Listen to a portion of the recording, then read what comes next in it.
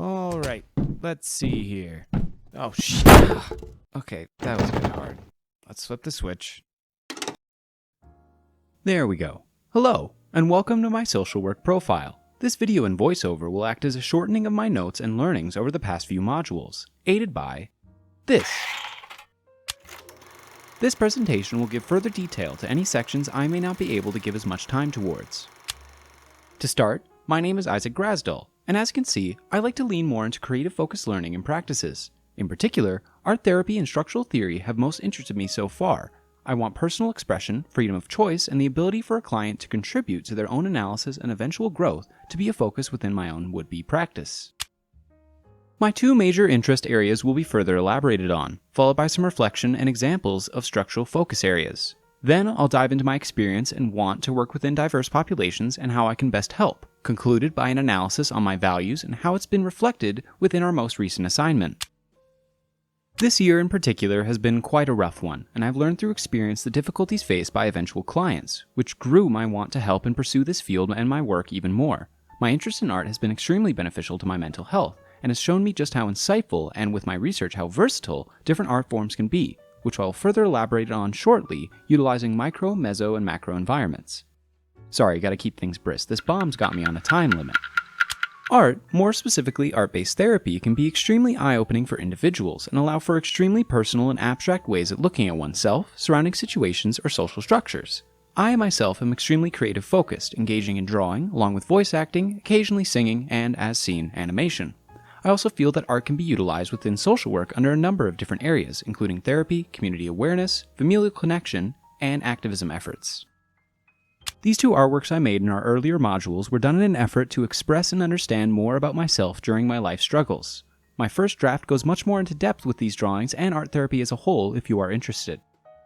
Regarding structural approaches within social work, this theory also follows a similar versatility to art therapy, complementing the much broader focus within structural theory, considering all dimensions of personal problems while keeping less visible structural elements in mind such as social class, race, gender, background, and surrounding social structures.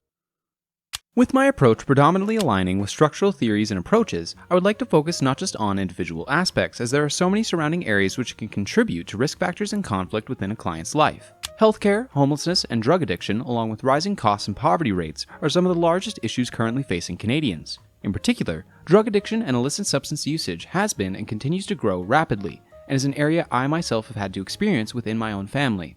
It needs serious addressal on a micro scale aiding individuals, and on a macro scale for activism efforts and reinvestigation into current policies, such as utilizing psychedelics within professional practices, elaborated on by Adele Wilson in her discussions during our second Zoom meeting. I myself am an openly gay man, have been for a long time, and coming from a religious background, it took some time for me to be this open. Along with that, I've known and am very close friends with many under the various sections of the LGBTQS community, knowing how much of a struggle the interfamily dynamics and heightening of social awareness can be. I feel bridging gaps between people is one of the strongest methods of social building on a macro level, and can be done quite easily given respect and acknowledgement of each other's history and life experiences. Along with this, I feel that structural orientations of theory offer the most benefit under these circumstances, given their focus on the roots and barriers presently causing anxiety, along with the analysis of all surrounding structures and factors, not just the individual and their problems. A large part of my integral values is inherent respect and acknowledgement of the worth and potential that all people hold, and how important it is for people to feel comfortable, safe, and free within their environment. Skill development is also an extremely important aspect to me, giving one a sense of purpose. These I feel are reflected quite well in our most recent assignment, being our ethics poetry, which itself was quite fun and useful for me, requiring a fair bit of reflection and looking into what I deem most important in my life, ethics, and principles.